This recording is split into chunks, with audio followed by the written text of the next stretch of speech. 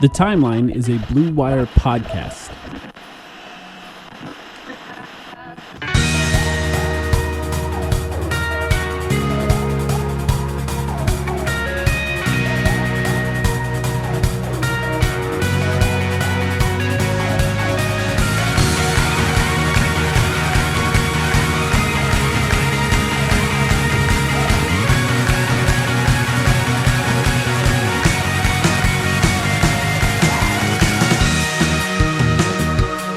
Welcome to the Timeline of Phoenix Suns podcast. My name is Mike, back with Sam. How you doing, Sam?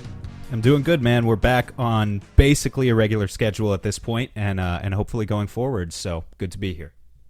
I feel like we are at the point of the offseason where we speculated that maybe the Suns were not done on our last episode, and then Jusuf Nurkic posts a picture with him and Coach Bud, when Coach Bud flew all the way to Europe to hang out with Nurkic, and I thought, okay, maybe they are done. Maybe we're at the point of the offseason where the roster's set now. Is it starting to feel like that to you?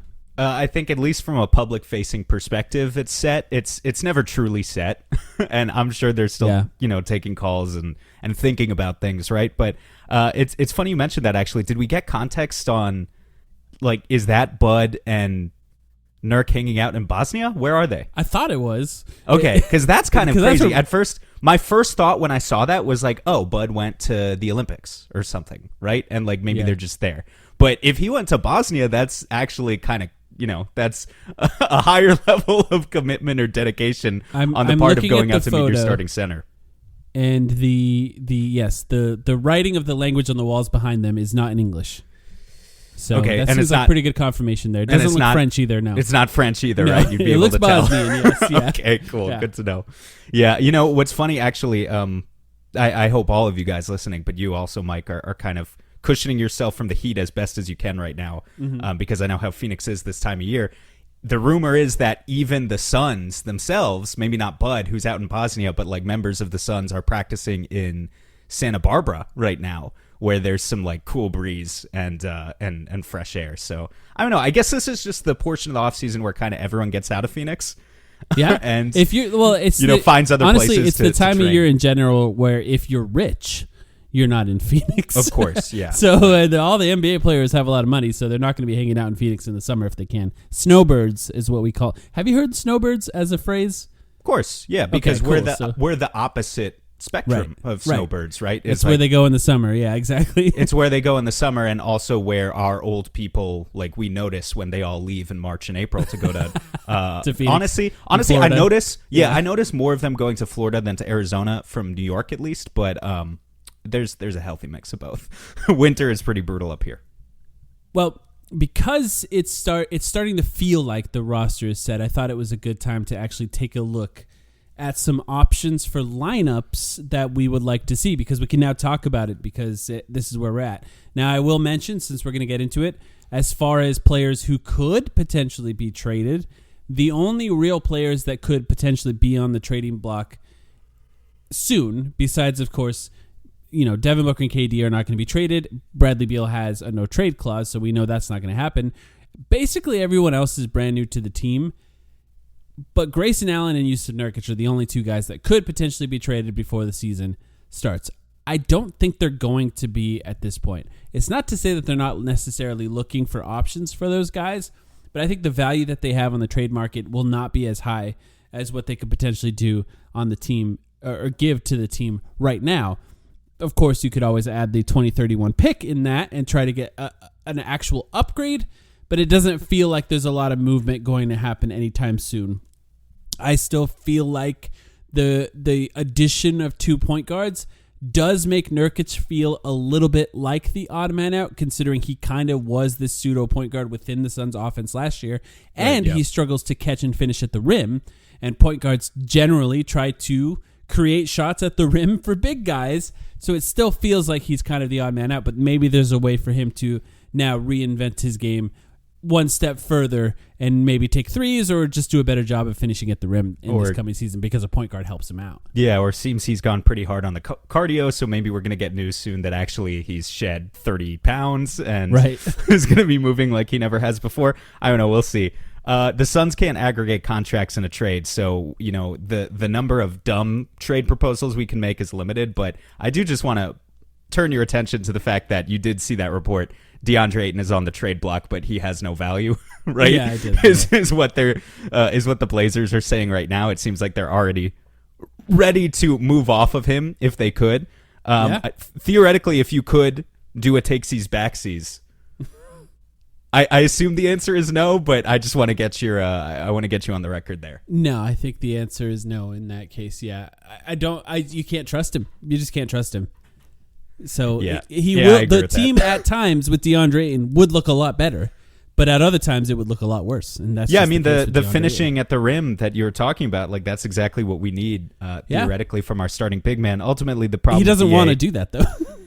I can't forget that. That's one problem. The bigger problem to me with DA is just the fundamental lack of motor and needing him to be good at the big man things on a consistent basis, driven by a certain motor that he just proved over the course of 5 seasons he did not have. And I don't anticipate maybe he directly ever will related to his contract status, right? Right, The other thing is, I will say about that, since you brought it up, I was suspicious that he was going to be on the trade block when they started running mid-range plays for him last season to boost his stats the last month of the season. And all of a sudden he was scoring 25 points a game. And they were running literal pin downs for him to shoot mid-range shots. It's like, okay, you don't actually want him to do that, but you can get free points from that. NBA teams aren't stupid though. Like everyone has watched, so DA is not like some unknown product. Everyone's watched him for 6 years. Like just because he scores 22 points per game in the month of April isn't fooling anyone. You have to sell moves to fans as well, though. I guess.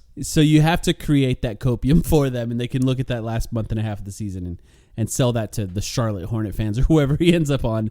I don't think it's Charlotte because that would have probably happened at some point. He's got Detroit. I would say this. He probably isn't going to get somebody like Grayson Allen and Yusuf Nurkic at this point. Now that Monty's been fired, man, I would say he's got Detroit written all over him. That was the only thing stopping that connection. But anyway, we should get to these lineups.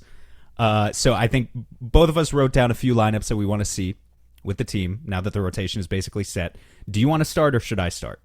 I think you should start because I know I have something we want to talk about with that. So yeah, you first. All right. So here's the thing: we're ignoring the obvious. What I think is everyone anticipates is probably going to be the starting lineup. The benefit of us doing this segment now versus a couple weeks ago is obviously Tyus Jones is on the team now, and not only was Tyus Jones signed, but also he gave us the clarification of saying he's going to be the starting point guard. So we're going to take his word at face value and assume he is indeed the starting point guard. The big question then that comes to everyone's mind is if Tyus is the point guard and if Book is playing and if KD is playing in the starting lineup, obviously, who's the odd man out? And I think we know that there is a 99.9% chance that Bradley Beal is he's gonna be in that starting lineup and he is not going to be benched. And yet we're doing it. We're finally having this conversation, aren't we? Well, I think we've broached the topic, but yeah, I think we should talk about it in a little bit more of a dedicated sense. The first lineup I have here is just feeling out how we feel about a bench lineup, which in this case would be let's say Grayson starts and you'd have a choice between Grayson or Royce or take your pick. But in this case, let's say you've got Monte Morris, Bradley Beal, Royce O'Neal, Bol, and Mason Plumlee as kind of a solidified second unit. So how would you feel if Beal was willing to make that sacrifice, whether we believe he's going to or not, about the basketball merits of that lineup? So we're asking Bradley Beal to be Manu Ginobili, right? That's the name that essentially people brought up, right? That's essentially what we'd be asking to happen at this point. Maybe give him 2012 James Harden on the Thunder. Sure.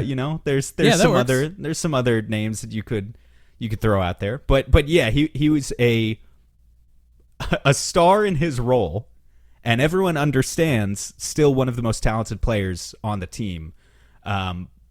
But yeah, just probably playing a a little bit less in terms of playing time and a little bit less in terms of touches. But when he comes out there with that second unit, he would be leading that second unit. He would be getting those touches and that usage. I feel it's fascinating to think about this because I feel I have. So who starts in that case for your team there? I'm sorry, I didn't pick out. I threw out Grayson because ultimately, like I don't think there's a huge difference in point of attack defense between Grayson and Royce. I don't think Royce is that good at it, and I think there is a big difference between those two guys in terms of shooting gravity. So I think Grayson had a good season last year. He's already got a connection with Bud. I would give the starting job to Grayson. I know they're still going to be relatively small. They're going to be relatively small no matter who you start out of these guys. Yeah. But that's just what I went with as a first stab. Okay. I think I start with this, and I've said this in this conversation, whether it be here on this podcast, which we talked about a long time ago, or on the radio when we've been asked about this before in the past. If this team doesn't work with the three best guys on the floor, then it doesn't work, period. And you have to try, at the very least in this conversation we had last year, to maximize those three guys and maximize the amount of minutes they play together so that when you got to the playoffs, you had more familiarity with them. I do think what we saw last year and the fact that they brought in multiple point guards this year does lend at least some level of credence to the fact that they think it needs to change and things need to change. And I do agree with that. I think a point guard could definitely help Kevin Durant and Devin Booker ultimately get easier shots. On the other side of that, it really comes down to how Bradley Beal feels about it, right? Because if he's willing to do it, I think it's probably fine. And I'm going to read a quote because we're going to talk about this later, but the Olympics are happening right now. And one thing you'll notice when the Olympics are happening is that there's one player that was playing on the bench that maybe missed a game and cried his way into the starting lineup. There's another player who's playing on the bench who is by every single number probably the greatest FIBA basketball player, tournament player of all time, and his name is Kevin Durant. He leads the U.S. in scoring in FIBA play. He leads the U.S. in rebounding in FIBA play. He's by far the most efficient player playing in the Olympics right now. And he's Kevin Durant, and he does not complain about coming off the bench, even though by essentially every metric you can use to measure a player's ability to play within this rule set, he's the best player. And he's willing to come off the bench, and this is what he said about that when Brian Windhorst asked him. He said, it's basketball. It really doesn't matter who starts. It's about really who finished the game, who put their impact on the game while they're in the game, so I just try to do my best to impact it in any way I can. And it is just kind of interesting to think about the changes the Suns have made and the fact that we're staring down the barrel of a team with too many guards and Kevin Durant at the exact same time on a team filled with talent is willing to put that all aside to come off the bench so that they have the best chance of winning. And and Booker too, to an extent. I mean, he has started in 2 of their 3 games in group play, but it's the same principle, right? Of putting touches and aside and sacrifice in a single word. That's exactly the right way of saying it. So all of these guys understand they have to sacrifice. But as we get back into regular season basketball, how much is Bradley Beal willing to sacrifice? You could say, and we've made the case before, that he's already sacrificed quite a bit. I know he still makes his 50 or 55, whatever it is $1 million. It's honestly one of the best points in favor of him coming off the bench. It's like he doesn't have to worry about his money in this case. Well, but he does and he doesn't. Or I should say he doesn't and he does. Because the other devil's advocate point I wanted to make is when Kevin Durant comes off the bench in the Olympics, Kevin Durant is one of the greatest NBA players of all time. He's in the top 10 and has nothing left to prove. He's going to keep getting money and keep collecting checks as long as he can stay in the NBA. Everyone understands the player that he is. Bradley Beal is 31 years old. He's got 3 years left on his contract of making $50+ million. But if he makes that transition to the bench, yeah, it's probably in the best interest of the team. It's also probably him admitting that this is going to be the last big contract. You could say that might be the direction he's heading in regardless. Yeah. And that 2 or 3 years from now, regardless, he's not going to be getting another big contract. That may be true. I'm just saying it might be difficult to convince Bradley Beal of that, who I'm sure wants to stick around in the league as long as he possibly can.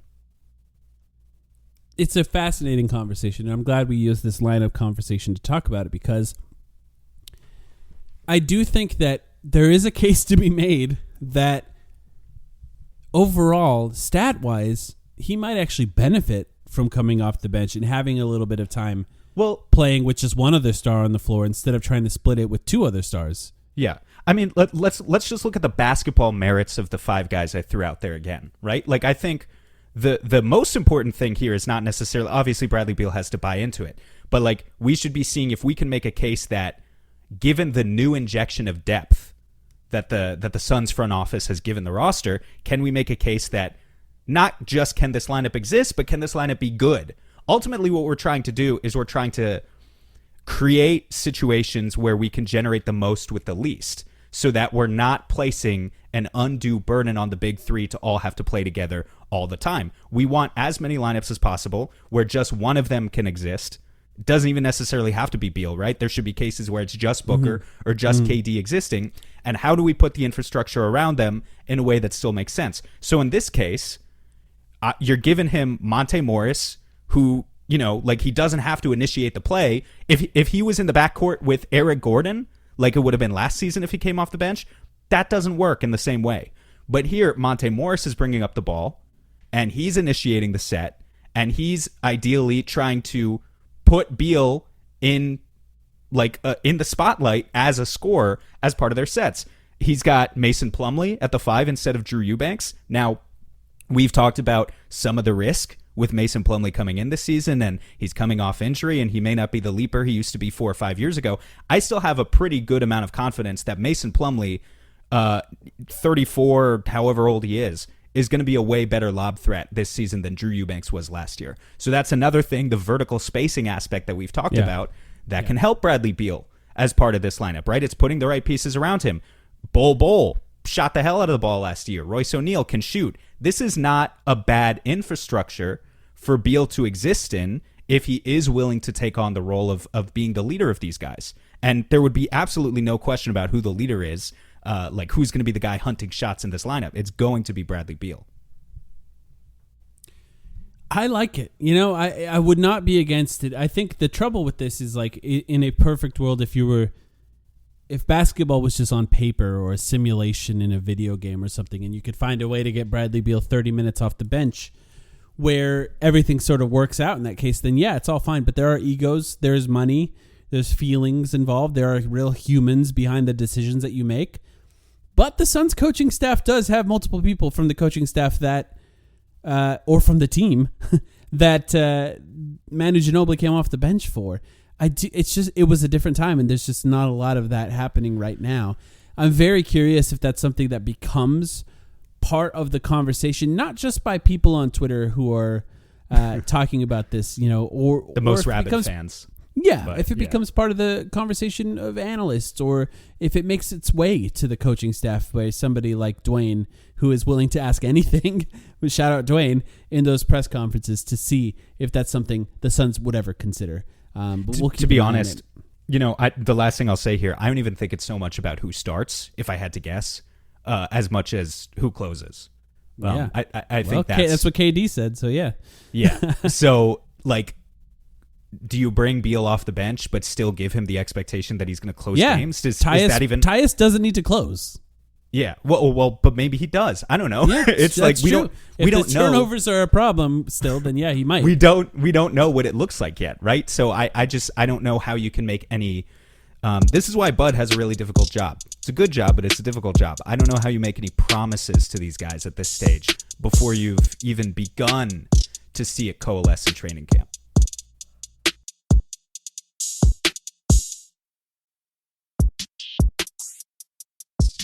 All right, you ready for one of mine here? Yeah, sure. What are you going to counter with? All right, I'm going to go with, I've named all of these. I'm going to call this one 3s plus stars. It's pretty simple. Book, Grayson Allen, Royce O'Neal, Kevin Durant, Bol at center. I mean, you could say KD's at center in this lineup if you'd like to, but I do have other KD at center lineups. And the idea around this one is that I've continually talked about the way that Book and KD play And we've spent a lot of time talking about the need for those two guys to change their game. But I still maintain that there is a world where they can play essentially how they would like to play, as long as they're surrounded by people who still continue to shoot threes. Now, they're not going to be surrounded by three shooters at all time. Brad does shoot, to his credit, and was willing to shoot a lot off the catch last year. But obviously, Jusuf Nurkic, unless he changes, is not quite that shooter that we expect him to be. So in order to get the right amount of shooting and guys that are essentially just out there to be catch and shoot guys, you kind of have to take Brad out. You have to take Jusuf Nurkic out. And I threw this together just to say that there could be a world where Bol is the guy that we were looking for, the one who could potentially play some minutes at center and shoot. You know, how bad could he possibly be at that position? He has not been a great center throughout his career, including last year, by the way. His best minutes is when he played with bigger lineups, to be fair. You know, when he can really be that secondary defender instead of the primary that was trying to run around screens and stuff like that. But yeah, I wanted to build a lineup where they have everyone out there shoots around Book and KD. What do you think? I like it. I'm just tempted to say, based on the minutes we saw from Bol last year, and I agree, I hope he can play the 5, and maybe that's part of what they're thinking. But if you want the highest level of confidence here, I think you just flip Bol and KD. And KD's the 5, and Bol is the weak side rim protector. And, he's a space eater, but he's not like a drop you put him on the worst in the same way.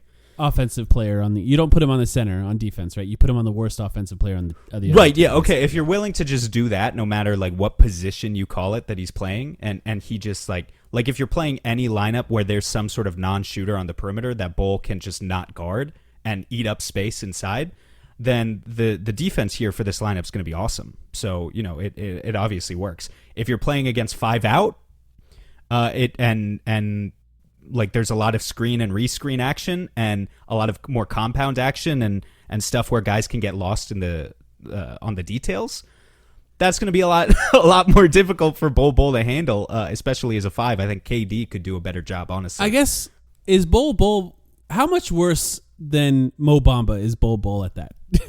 We were asking for Mo Bamba in free agency. I know we're limited in what we can ask for because they're all going to be minimum guys. But how much worse is Bol really than Mo Bamba at being a center defensively? It's hard for me to quantify that. I think in their careers, Bol has, like, the most you could say is that Bol has several thousand minutes less of experience playing that position than Mo Bamba has. Probably for a good reason, yeah. Which I think counts for something. So I mean, I'm tempted to say a lot worse, honestly, but I can't give you an exact it's fair. numerical answer. Look, it's telling the fact that there are 3 centers. There are 3 real centers on this roster now, and unless Jusuf Nurkic comes in and saves us with a miracle, none of those 3, of course I'm talking about Nurk, Plumlee, and Oso, shoot threes. Yeah. So that should tell you that, given that we have Bud coming in, and we know what his offensive preference is, that they should have some baseline level of confidence in Bol to play the 5 or KD to play the 5. It's got to be one or the other. The advantage to Bol, obviously, is you're trying not to wear KD down too much in the regular season. But I still think we're going to see both guys in that spot. All right, what do you got? Let's go through a few more. All right, I got this one I'm calling Meaningful Rookie Minutes. Okay. And it is Devin Booker at point guard. Oh. Ryan Dunn at the 2. KD at the 3, Bol at the 4, and Oso Ighodaro at the 5. This is massive. is a massive lineup. And so what I was trying to do here is I'm trying to find ways to do 2 things. One, I want Dunn and Oso. I just want them to play. And I don't know if they're going to be good when they play.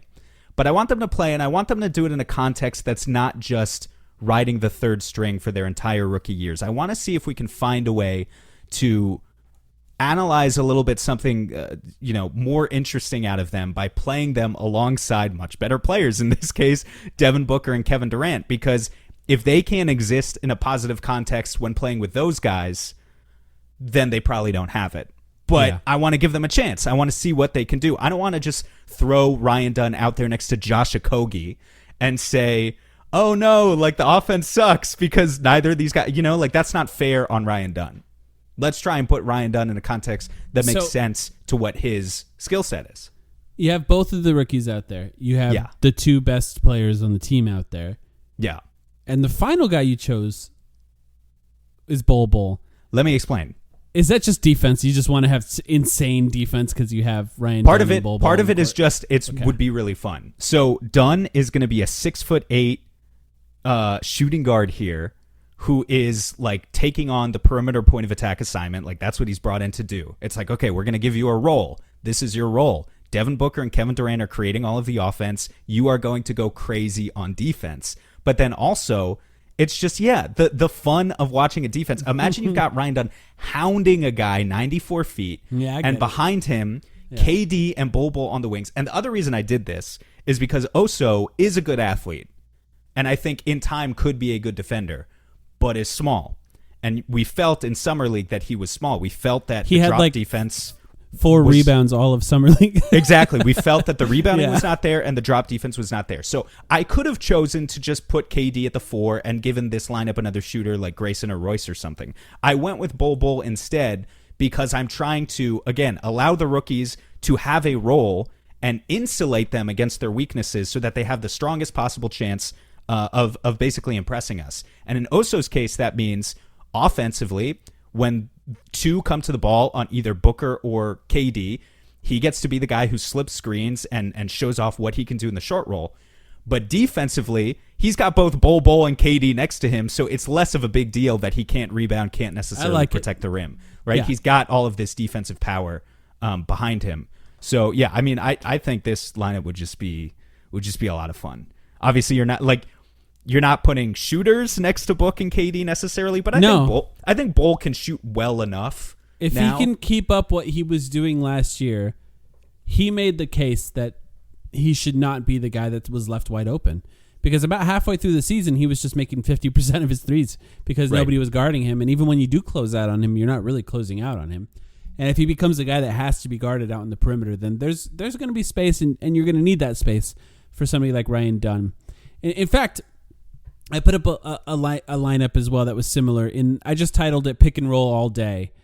And this is Tyus, Grayson, Royce, and then I had both of the rookies in this, Dunn and Iguodaro. And actually, I think you could make the case that they kind of almost have to play together in that probably the best case scenario for Dunn is that you could put him in the dunker spot because then you don't necessarily have him out on the perimeter, and now he's not forced sort of to be the guy who has to shoot catch and threes or really has to time a cut perfectly for someone to hit him on that cut. So you put him in the dunker spot. He could potentially catch lobs or just get it and finish really quickly at the rim.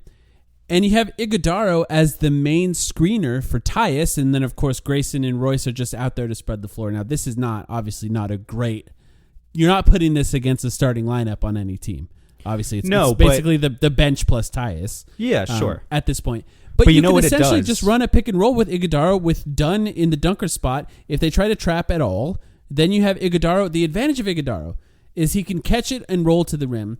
But if they bring a second guy in him, if they bring anyone off of him, he has the ability of making those passes. The best thing he did in Summer League was pass. So if you put two shooters at the edges and Ryan Dunn in that dunker spot, I think Iguodaro could make that play if there's defense compromised in any way. And that's why I like the idea of running just a pick and roll offense between Tyus and Iguodaro. I think they could have really good chemistry, similar to what Iguodaro had in college. I think it's important that you brought up not only the fact that you're trying to feature Iguodaro, but also we're trying to feature Tyus to an extent too, right? Because exactly. We're understanding what the thing Tyus does best is.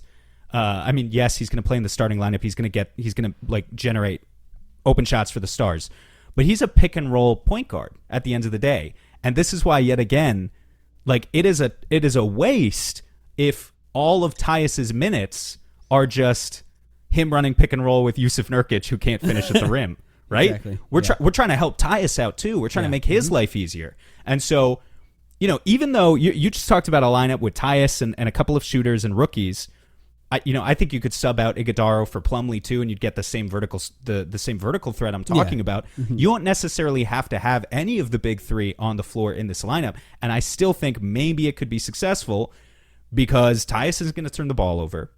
You pair him with an actual alley-oop threat, which Nurkic is not. And then, like, imagine just a basic, if they set up and stack, if they do a Spain pick and roll. You've got Grayson out there. Grayson can be the back screener. Tyus is on ball. Either Oso or Plumlee is sailing above the rim for an alley-oop. And right there, you've got, like, a compound offensive set with built-in multiple offensive options, all of which make sense, all of which maximize a certain guy's skill set. And you've created all of that without having to play Beal, Booker, or KD at all. I don't think those lineups are going to be like awesome, but I think they could survive.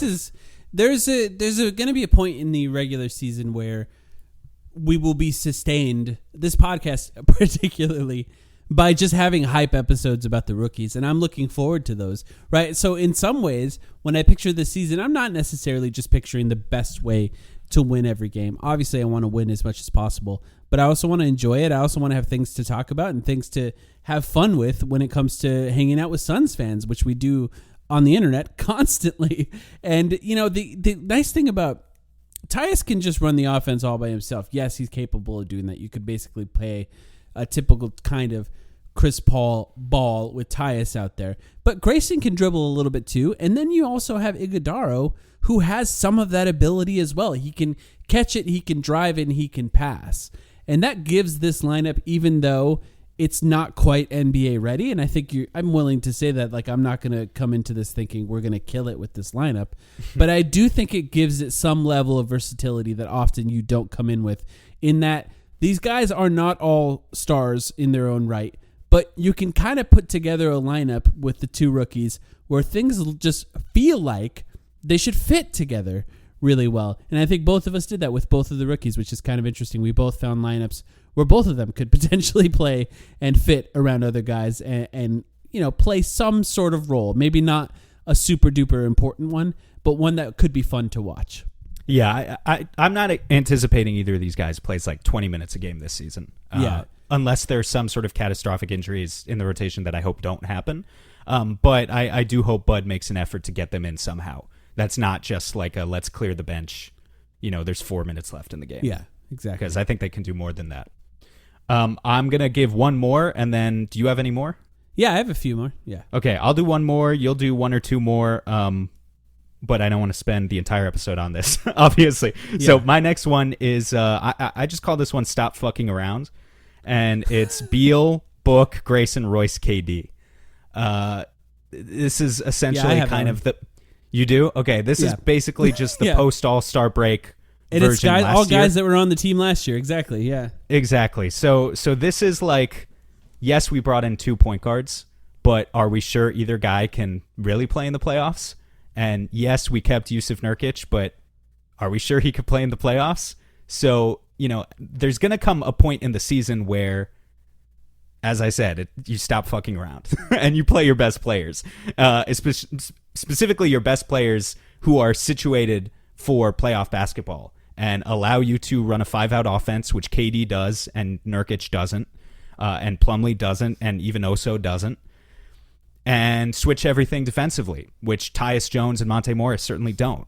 And here, Beal and Book together can run an offense. Grayson and Royce can shoot and defend a little bit at least. And KD can play the 5. Do you want to be doing this all the time in the regular season? No.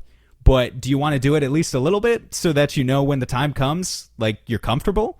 Yeah, I think you do. And I think eventually, especially against the good teams in some more pivotal moments, we will see this lineup rear its head again. As you were talking earlier, you mentioned it's not necessarily about who starts but who closes. And when you said that, my eyes in my notes went directly to that lineup, because I know that they're going to struggle with size.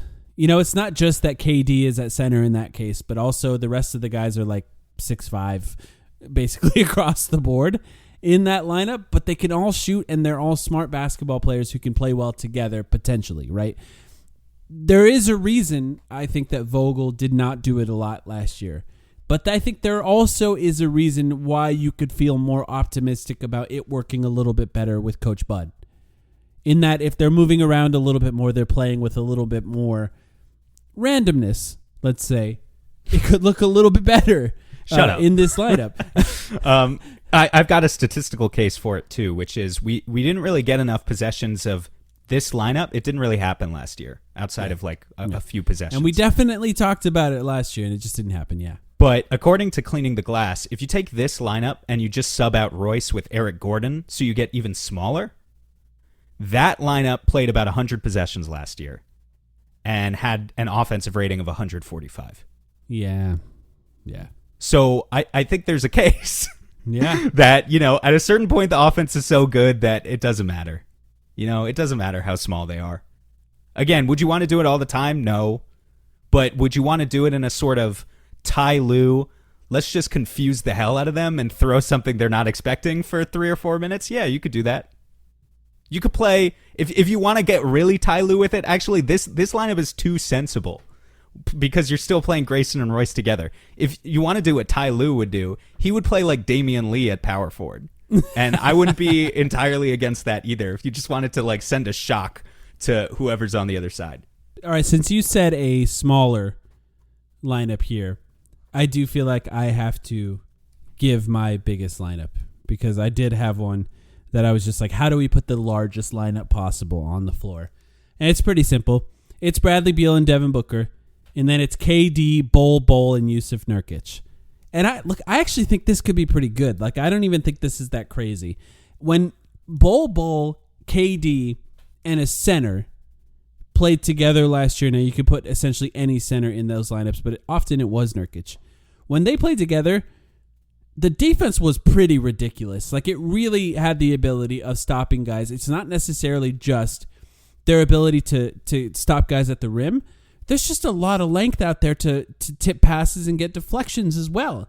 So I'm looking at, a lot of what happens this year when it comes particularly to Bol. I think there's a reason, by the way, that a few of each of our lineups included Bol. It's fun to think about potential lineups where Bol is in them because he's a kind of freak physically that it's like you could put him in different places. Him and Grayson too, I think, are kind of the glue of this team right now. Like, they just fit in sort of every lineup context I can think of. Yeah. And that's why I say I wouldn't be shocked if Bol made a run at 6th man of the year. It would take a lot. I think we need to see the evidence that Bud is going to play him first, and not just like play him like 12 minutes, but like really play him. But yeah, I foresee a good season for Bol. If Bol is empowered to shoot just every time he catches it behind the 3-point line, and you can have the ability of playing Brad Book, KD, Bol, and Yusuf Nurkic together, and honestly, you could swap Brad out for somebody else too if you want, like Grayson Allen to get a little bit more shooting out there, or Royce O'Neal to have a little bit more defense and shooting out there. That's fine. But essentially, the big three plus 2 more bigs, it's kind of fun to think about the actual versatility of that. Now, we watched a playoff series where Bol essentially did not play at all, and they were just overwhelmed with size against the Minnesota Timberwolves. And Bol is still young. He could get better. I'm not saying he's going to be playoff ready when these playoffs come, but how great would it be if he was? Like, it would really be beneficial for the Suns if Bol continued to develop in a positive direction, and they found a way to make him not just a regular season rotation player, but somebody who could potentially play in the playoffs in lineups like this when you need just a little bit more size to be out there. Yeah, I think the organization's pretty high on him, honestly, and that's just kind of me reading the tea leaves and not like knowing anything. But you know, the fact that they went with the decision to get rid of Vogel and bring in a new guy and like made an effort to go out and re-sign Bol and didn't like stack the roster around him with a million other big wings who could potentially take his minutes. I'm interpreting that as a sign that they really do believe in him, and they probably wanted Vogel to push the press the Bol lever a little bit more than he did, maybe even in the playoffs, but also like sort of just in the regular season.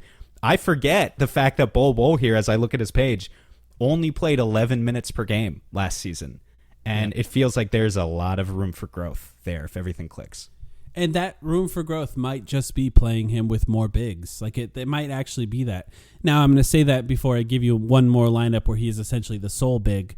But truthfully, the best minutes we saw him play last year were when he played with other big players, where he did not have the sole responsibility of being that guy out there to be that. If he could be that, that would really benefit the Suns in that they could play him at center. They could have a 5-out lineup. But if he just can't do that, and he can still benefit you in other ways by essentially being a power forward on a team that severely lacks power forwards, that would really help. One more lineup I want to cover, and then we could talk about Olympics and some other stuff. But this one I called If It Looks Like a Wing. Book, Royce O'Neal, KD, Bol, and Ryan Dunn. Part of this was the idea that we talked about with our friend Richie when we covered the draft this year. And this is that Ryan Dunn, is he a center offensively, essentially? Now, we talked about him potentially being a center just in general, or playing small ball center. But can you find a way to sort of insulate him offensively where he can still play in important lineups? I think you found a way to do that. We talked a little bit about my pick and roll bench lineup with Tyus. But this is an example, I think, of putting him with star players similar to what you did. And it's just the idea that if you have Ryan Dunn out there and you surround him with Book, KD, and then you have Royce and Bol to shoot and also help out at the rim, can this lineup actually be really effective both offensively and defensively? It might be one of the better ways to potentially insulate Ryan Dunn and his complete lack of ability to have any offensive game right now, and still make him effective, because you can kind of put him in different ways. You can use him as a screener. You can put him in the dunker spot, and you're surrounding him by shooting, and then he can be the guy out there running in transition, getting steals, getting blocks, and stuff like that. What do you think? It's also deceptive. I really like it. This is a really clever one. And it's deceptive in the sense that, you know, if you have him out there as the main screen setter or in the dunker spot, essentially playing the center role, and the defense is going to have a center guarding him, well, the rest of your lineup is really big, and now you've given not only KD but also Bol two possible opportunities for mismatch hunting. You don't want to run your entire offense through mismatch hunting, but let's say, I don't know, if you're playing the Mavericks against this lineup, and now all of a sudden Derek Lively is guarding Ryan Dunn, and now they have to put a couple of small guys on like whoever's, Derek. I guess maybe they weren't the best example because Derek Jones Jr. or like PJ Washington. Derek Jones Jr. is gone now, but yeah. Who's the small forward on the Mavs this season? I can't remember what they did. I forget who. I think Najee Marshall. Okay, now you have to put Najee. This is not the best example because maybe Najee Marshall is decent against KD. Yeah. You get my point. Make the finals, but yeah. You get my point. If Ryan Dunn is playing center offensively, even if he's not a center in name, and you still have two 7-footers out there, yeah, exactly. You are creating beneficial opportunities. It's going to depend on certain matchups and everything, but you can see the value there for sure.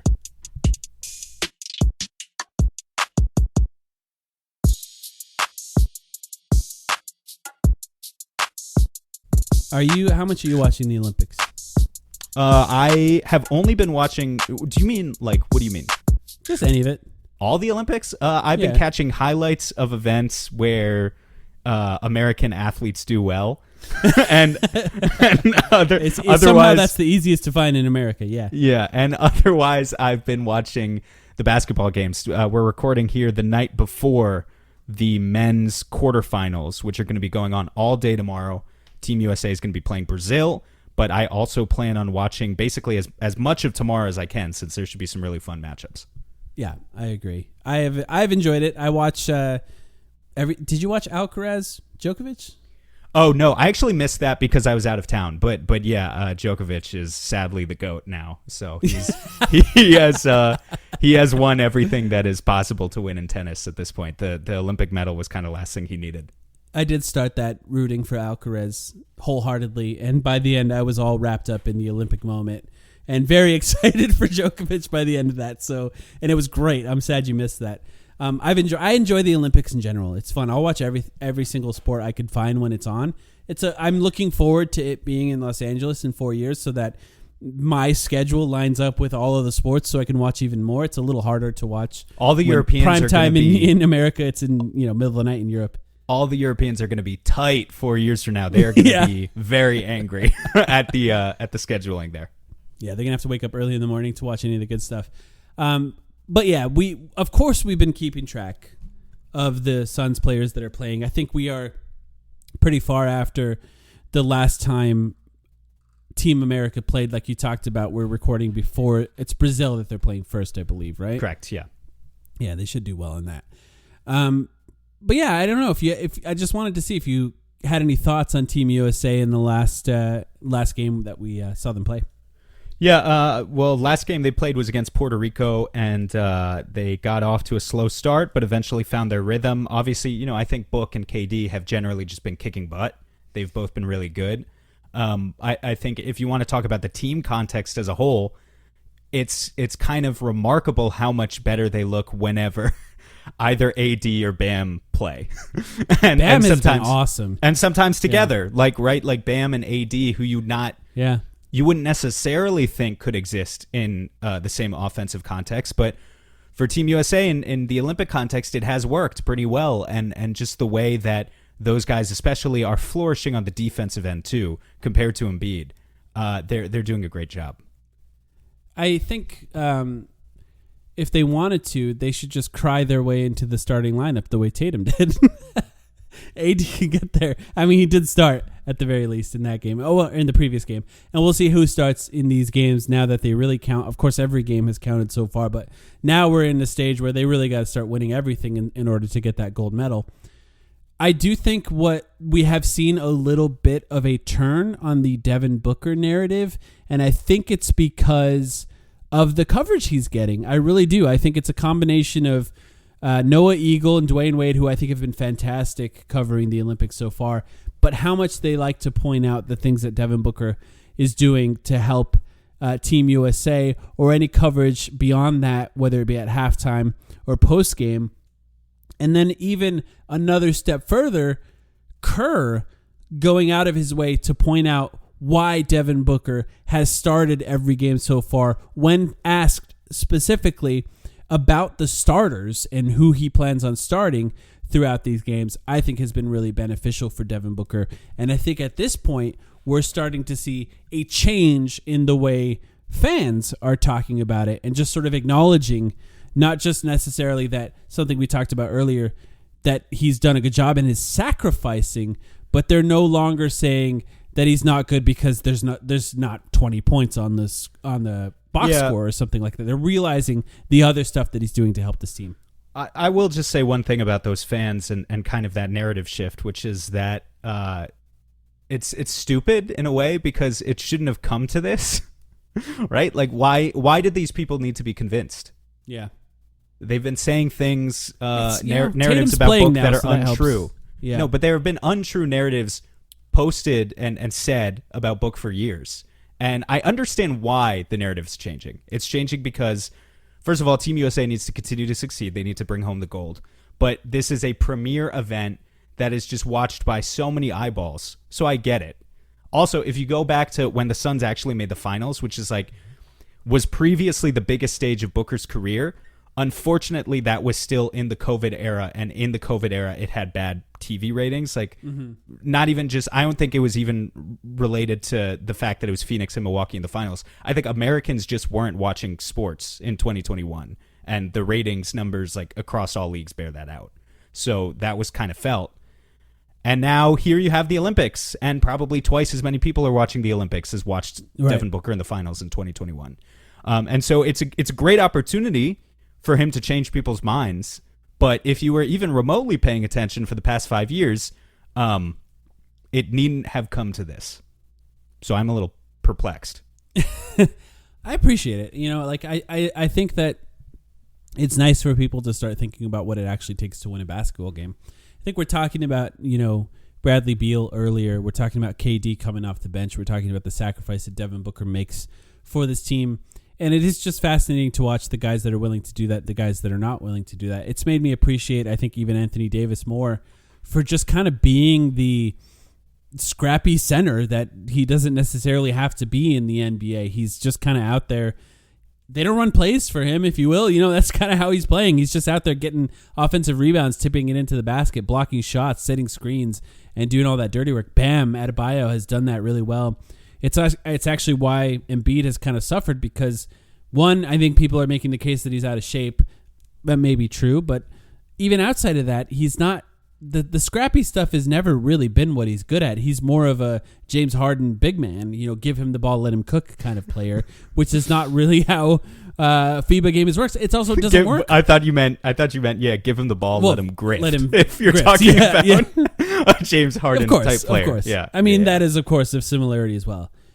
But that doesn't work when you play with this kind of talent around you as well. And I really do think that Devin Booker has done a very, very good job defensively, too, throughout these games. And I appreciate that people are noticing that as well. There's been some good highlights posted over the last few games. Last thing I think that should happen, though, is, Kevin Durant, just put him in the starting lineup, I think, right?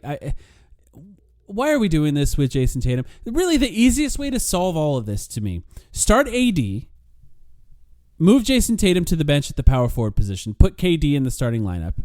So now you have Devin Booker, Steph Curry, LeBron James, Kevin Durant, Anthony Davis.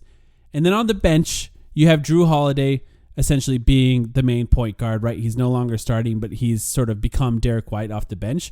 And just don't play Embiid at all. And now you can play Bam with Jason Tatum off the bench. It solves everything. That's so much easier said than done, to just be like, don't play Embiid at all. There's politics. There's too much politics. This is about America, Sam. Yeah. No, it is. We need to win this. This is our sport, created by a guy from Canada who came to the United States to make basketball. We especially need to win this because I'm pretty nervous about what the state of American basketball is going to be in 2028. So I kind of feel like we need to win this when now. Jason Tatum, the team is Jason Tatum's, and yeah. Yeah, or who knows? I mean, maybe it'll be Ja Morant's or Cooper Flagg's. Cooper Flagg. We've talked about it before. Yeah. Puerto Rico can eliminate us at that point. I think the other positive coverage that you're talking about with Book that has come out of the last few days, we got a podcast dropped that he did with D'Angelo Russell. Yep. As part of all of this. Yep. Which what was it called? The Backyard, I think, is the name of the podcast. I don't know. I believe that's the name of it. Yeah. Right now, I think I have it in a tab here. I have a million tabs open. Yes, it's the Backyard Podcast, and there's a few funny things happened here. Obviously, this was recorded somewhere in the state of Arizona, an undisclosed location.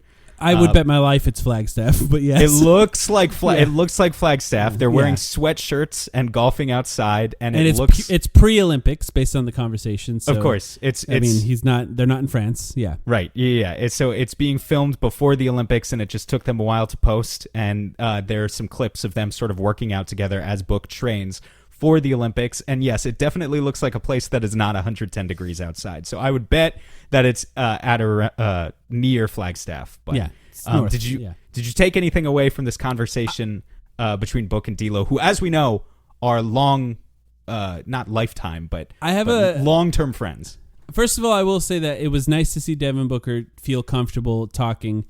I don't think he likes to be interviewed. I think the fact that this felt just like a conversation between friends helped him to open up.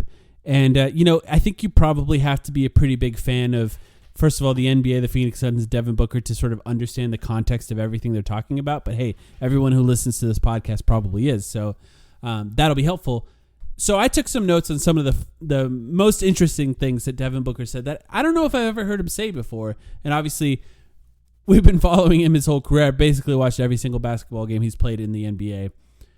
One thing, he was asked about if he was always planning on going to Kentucky. And he said he almost went to Michigan State until the very end, which just feels more relevant now with Matt Ishbia as the owner than it did before. I may not have even noticed it, right? He also said he didn't want to pick a side in the rivalry between Michigan and Michigan State.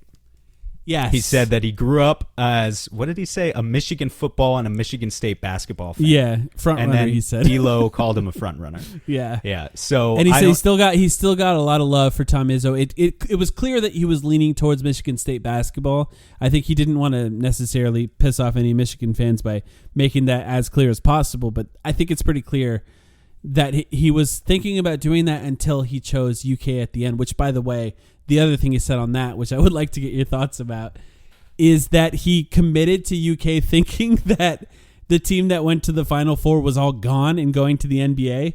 And then everyone came back, and that's why he ended up on the bench. Isn't that fascinating? I've never heard him say that before. I don't know if I've heard him say that before, but I think other people have said that before, that there, maybe Calipari or someone, there was an expectation that the Harrison twins were no longer going to be there. And then, of course, it ends up in a situation where they have 7 or 8 future NBA players on one team. They go 38-1. They lose in, God, I can't rember, the semis. Think the Sweet 16 or something? Final Four. Remember, yeah. They lost to Frank Kaminsky. But yeah, there is that expectation. I think it was. So we should be thanking, logical. By the way, right? We should be thanking all those guys for coming back, because he would not have ended up on the Phoenix Suns had he started on that team, and more people were.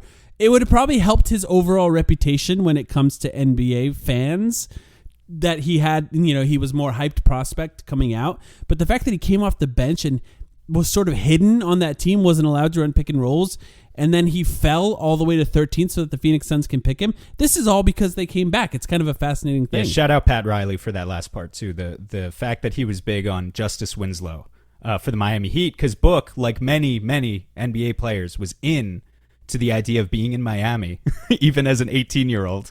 Of course. Absolutely nothing that he could have done there legally for the first, basically the entire duration of his rookie contract. But he wanted to be in Miami anyway. Good for him. And Miami did not give him the opportunity. They did us a favor there in allowing him to drop to 13. Okay, this one I loved. This was maybe my favorite thing. D'Lo and Book were both talking about choosing their colleges and what they did to choose their colleges. Devin Booker talked extensively about their Final Four run and about how that encouraged him to go to Kentucky. And D'Angelo Russell talked about looking on YouTube for a party highlight video of Ohio State, and he saw the highlights of parties at Ohio State, and he said, oh, yeah, that's fine. I can go there. Isn't that a perfect example of who those two guys are? How differently they made the decisions that they made? Isn't that a perfect example? Sorry to get on my political thing for a second here, but isn't that a perfect example of how ridiculous it is that we ask 17-year-olds in this country to take out $100,000 to $200,000 loans and decide the rest of their lives, when this is what they're using to make their decisions at that age? I was stupid at that age too. I wasn't that stupid. I wasn't D'Lo stupid, but I was stupid to an extent. And this is what we ask kids to do in this country. It's ridiculous. He also talked about the pre-draft process, about how he was at a club in Los Angeles. Somebody took a photo and posted it on social media. In his interview in Phoenix, they asked him, oh, so you like hanging out? You like hanging out at clubs? Was that a club that was an 18 and over club, or was that a 20? He really got picked on about hanging out at a club before he was in the pre-draft process for Phoenix. I thought that was fascinating. I don't know if you saw that part. Yeah, I did. And I think the most interesting parts, particularly for Suns fans, that really helped us to, I almost felt like kind of emotional hearing him talk about PJ Tucker and what PJ Tucker did for Devin Booker, and how there was a time in Devin Booker's career where nobody saw it, really. And for some reason, I think for obvious reasons, now that we know more of the story, PJ Tucker saw it. And he saw it very early. He saw that Devin Booker had that ability to be a star. And he told a great story about PJ Tucker and their battles in practice. I won't ruin that one. I did tweet it. It's on Twitter, but listen to the whole podcast if you like, or watch it on YouTube. It's a YouTube thing. Mm-hmm. And he even mentioned Tyson Chandler as another good rookie for him. Talked about all of his illegal screens. He said his screens were illegal as hell. Still the best screens he's ever received to date, which, yeah, that checks out.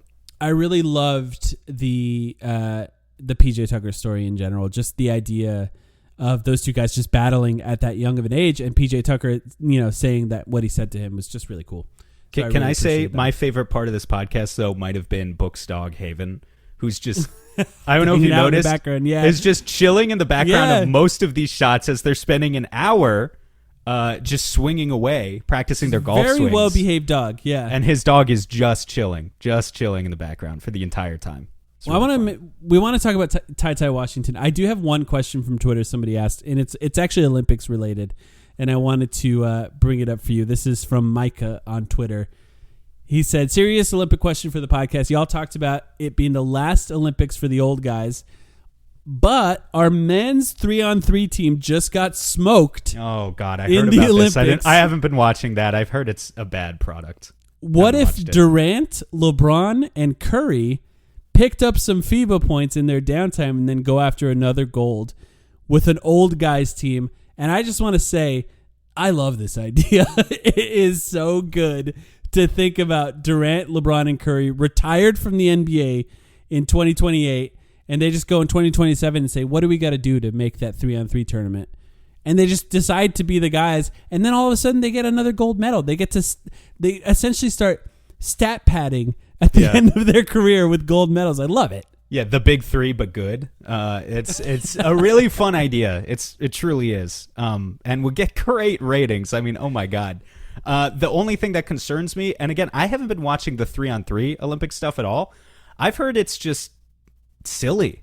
Like, I haven't watched it either. Yeah, isn't the shot clock like 12 seconds or something? You have to shoot really fast. Hell yeah, that sounds awesome. Actually, no, but it's not conducive to, because then there's so much space on the floor. One guy just checks the ball and shoots. You don't do anything. Yeah, that's true. I don't get it. I don't fully get it. But in theory. So that would be my only concern, is that they'd have to actually really transition from NBA rules to, it's not even street ball rules. It's this very weirdly defined FIBA version of street ball.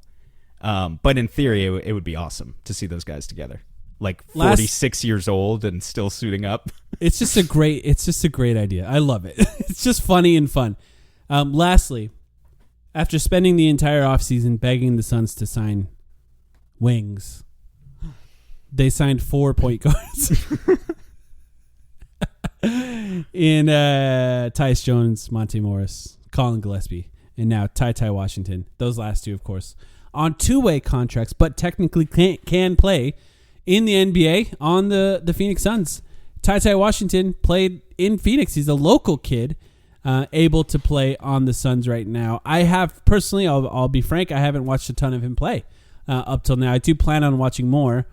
I think it's cool that he's on the team. I'm surprised that they're not trying to find more wings to fill out the extra roster spots that they have. But if they're not going to do that, it's fun to have a local guy. You're not satisfied with EJ Liddell? I mean, I don't think certainly he's going be to on be the cut team. from the roster, but he's still on the roster until September, October, I'm whenever. satisfied with it for training camp. Yeah, sure, that's fine. By the way, they could have converted him to a 2-way at some point too, and they didn't. So they could have. Ty just took that. So any thoughts on him? I've got 2 bullet points here. One is his stat line, which was 21 points. This is for the Bucks G League team last year. He played like 10 games for the big league club, but no actual minutes. 21 points, 8 assists, 59% true shooting for the Wisconsin Herd. Those are his stats. Mm-hmm. Good stats. Pretty good. G League stats. Multiple games, I will say, had like multiple games of 30 points and 10 assists, which is pretty crazy, even at the G League level. That's really like offense is built around you, let him cook style stuff. The second bullet point I just have here says one word, and that is hooper, because he is a hooper, Mike. This is a true hooper in every sense of the world. Every sense of the word. You watch his self-creation, his array of pull-ups and step backs, and yeah, I don't really see a case where Ty could play big league minutes this year, because he's going to be behind. He's the 4th point guard, essentially, as far as I can tell, exactly in the depth chart. But between him and Gillespie, they do have a hell of a situation for the Valley Suns. Like, they got a couple of guys who can just command that position at the G League level. And I will say what's a little bit interesting about Ty is he was the 29th pick in the draft only 2 years ago and is still only 22 years old. Mm-hmm. And, both Tyus and Monte were anticipating being rentals. So, like, it's if those guys play well, if they're playing as they're hoping to, then they're not going to be on the market again for the Suns to re-sign for minimum contracts again, right? So I think there's a little bit of forward thinking here with Ty that maybe they can develop him in the G League this year, and in a best case scenario, he kind of becomes a future backup point guard for them. That'd be great. And look, Matt Ishbia has said he wants to win in all aspects of this organization. Phoenix Mercury to Phoenix Suns to the Valley Suns, I guess, right? They want to be good on that team. So in some ways, if you want to have a good G League team too, you probably have to use one of these two-way spots to get a guy who can play well in that arena as well. So I'm excited to watch him play. I think it's cool to have a guy like Saben Lee, right? A local kid who can play locally, and you can go watch him play on that team, which I do plan on going to some games this upcoming year. Any other thoughts before we go? No, I think that's it. All right. Well, thank you everyone for listening to this one. We'll be back with a Patreon episode. It's been a while. We haven't had one since you got back into the United States, Sam. So in the next few days, keep an eye out. We'll talk about the next Olympic game, hopefully a win for Team USA on that episode. Thanks everyone for listening. If you'd like to join our Patreon, it's patreon.com/thetimeline. We'll be back very soon.